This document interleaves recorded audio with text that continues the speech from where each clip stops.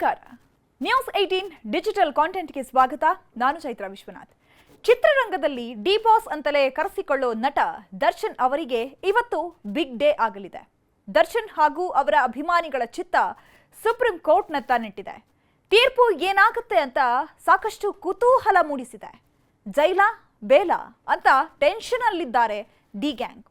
High court ನೀಡಿರುವ ಜಾಮೀನು ರದ್ದು ಮಾಡಬೇಕು ಅಂತ ಸುಪ್ರೀಂ ಕೋರ್ಟ್ನಲ್ಲಿ ಕರ್ನಾಟಕ ಸರ್ಕಾರ ಮೇಲ್ಮನವಿ ಸಲ್ಲಿಸಿತ್ತು.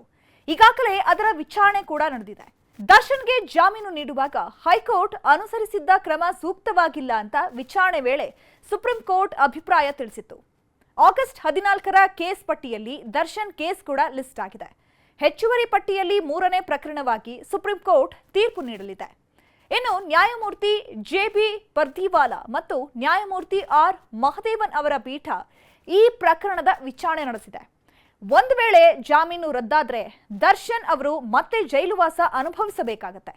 ರೇಣುಕಾಸ್ವಾಮಿ ಹತ್ಯೆ ಪ್ರಕರಣದಲ್ಲಿ ಪ್ರಮುಖ ಆರೋಪಿಯಾಗಿರುವಂತಹ ದರ್ಶನ್ ಪರಪ್ಪನ ಅಗ್ರಹಾರ ಹಾಗೂ ಬಳ್ಳಾರಿ ಜೈಲಿನಲ್ಲಿ ದಿನ ಕಳೆದು ಬಂದಿದ್ರು. ಮೊದಲು ಅನಾರೋಗ್ಯದ ಕಾರಣಕ್ಕೆ ಅವರಿಗೆ ಜಾಮೀನು ಕೂಡ ಸಿಕ್ಕಿತ್ತು. ಬಳಿಕ ರೆಗ್ಯುಲರ್ ಬೇಲ್ ಸಿಕ್ಕಿತ್ತು. ಆದ್ರಿಂದ ಅವರು ಡೆವಿಲ್ ಸಿನಿಮಾದ ಚಿತ್ರೀಕರಣದಲ್ಲಿ ಭಾಗಿಯಾಗಿದ್ರು. ಇನ್ನು ಶಿಕ್ಷೆಯಿಂದ ಕಾಪಾಡುವಂತೆ ದೇವರ ಮೊರೆ ಕೂಡ ಹೋಗಿದ್ರು. ಭಾರತದ 51 ಶಕ್ತಿ ಪೀಠಗಳಲ್ಲಿ ಅತ್ಯಂತ ಶಕ್ತಿಶಾಲಿ ಅಂತ ನಂಬಲಾಗಿರುವಂತಹ ಅಸ್ಸಾಂನ ಕಾಮಾಖ್ಯ ದೇವಿ ದೇಗುಲಕ್ಕೂ ಕೂಡ ದರ್ಶನ್ ದಂಪತಿ ಭೇಟಿ ಕೊಟ್ಟಿದ್ರು. ಇದರ ಜೊತೆಗೆ ಚಾಮುಂಡಿ ಬೆಟ್ಟ ಹಾಗೂ ಕೇರಳದ ದೇವಸ್ಥಾನಕ್ಕೂ ಹೋಗಿ ಬಂದಿದ್ರು. ಇನ್ನು ಪೊಲೀಸರು ತಮ್ಮ ಚಾರ್ಜ್ ಶೀಟ್ನಲ್ಲಿ mobile tower, phone call details ಸೇರಿದಂತೆ ಡಿಜಿಟಲ್ ಸಾಕ್ಷ್ಯಗಳನ್ನೇ ಪ್ರಬಲವಾಗಿ ಉಲ್ಲೇಖ ಮಾಡಿದ್ರು. ಅದರಲ್ಲಿ ಟವರ್ ಡಂಪ್, ಗೂಗಲ್ ಲೊಕೇಶನ್ನೇ ಬಹುಮುಖ್ಯ ಸಾಕ್ಷಿ ಅಂತ ಕರೆಸ್ಕೊಂಡಿತ್ತು. ಅಂದ್ರೆ ಕೃತ್ಯ ನಡೆದ ದಿನ ದರ್ಶನ್ ಅಂಡ್ ಗ್ಯಾಂಗ್ ಪಟ್ಟಣಗೆರೆ ಶೆಡ್ನಲ್ಲಿ ಇತ್ತು ಅನ್ನೋದಕ್ಕೆ ಟವರ್ ಡಂಪ್ ಸಾಕ್ಷ್ಯ ನೀಡಿದ್ರು. ಹಾಗೆ ಆರೋಪಿಗಳು ರೇಣುಕಾಸ್ವಾಮಿ ಹತ್ಯೆಯಾಗಿರೋ ವೇಳೆ ಪಟ್ಟಣಗೆರೆ ಶೆಡ್ಗೆ ಹೋಗಿದ್ದಾರೆ ಅನ್ನೋ ಗೂಗಲ್ ಲೊಕೇಶನ್ ಸಹ ಕೊಟ್ಟಿದ್ರು. ಆದ್ರೆ ಸಿ.ವಿ. ನಾಗೇಶ್ ಅವರು ಡಿಜಿಟಲ್ ಸಾಕ್ಷಿನೇ ಅಲ್ಲ ಅಂತ ಸಗಟಾಗಿ ಹೇಳಿದ್ದಾರೆ. ಡಿಜಿಟಲ್ ಸಾಕ್ಷ್ಯಗಳನ್ನ ಎಡಿಟ್ ಮಾಡಬಹುದು ಅನ್ನೋದನ್ನ ನ್ಯಾಯಾಧೀಶರು ಮುಂದಿಟ್ಟಿದ್ದಾರೆ. ಹಾಗೆ ಪೊಲೀಸರಿಗೆ ಸಾಕ್ಷ್ಯಗಳ ಹೇಳಿಕೆ ತಡವಾಗಿದ್ಯಾಕೆ, ಪೋಸ್ಟ್ ಮಾರ್ಟಮ್ 3 ದಿನ ತಡ ಮಾಡಿದ್ಯಾಕೆ ಅಂತ ಬಲವಾಗಿಯೇ ಪ್ರಶ್ನಿಸಿದ್ದಾರೆ.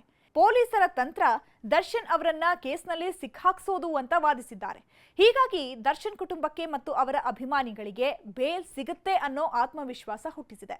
ಒಟ್ಟಾರೆಯಾಗಿ ಇವತ್ತು ಸುಪ್ರೀಂ ಕೋರ್ಟ್ನಲ್ಲಿ ಬೇಲ್ ಭವಿಷ್ಯ ಏನಾಗಲಿದೆ ಅನ್ನೋ ಟೆನ್ಷನ್ ಡಿ ಗ್ಯಾಂಗ್ಗೆ ಕಾಡ್ತಾ ಇದೆ. ಹೈಕೋರ್ಟ್ ಮಾಡಿದ ತಪ್ಪು ನಾವು ಮಾಡೋದಿಲ್ಲ ಅಂತ ಹೇಳಿರುವಂತಹ ಸುಪ್ರೀಂ ಕೋರ್ಟ್ ಅಷ್ಟು ಸುಲಭವಾಗಿ ಬೇಲ್ ನೀಡೋದಿಲ್ಲ ಅನ್ನೋದು ಕೂಡ ಎಲ್ಲರ ವ್ಯಾಖ್ಯಾನ. ಇವತ್ತಿನ ತೀರ್ಪಿಗಾಗಿ ಎಲ್ಲರ ಚಿತ್ತ ಸುಪ್ರೀಂ ಕೋರ್ಟ್ನತ್ತ ನೆಟ್ಟಿದೆ.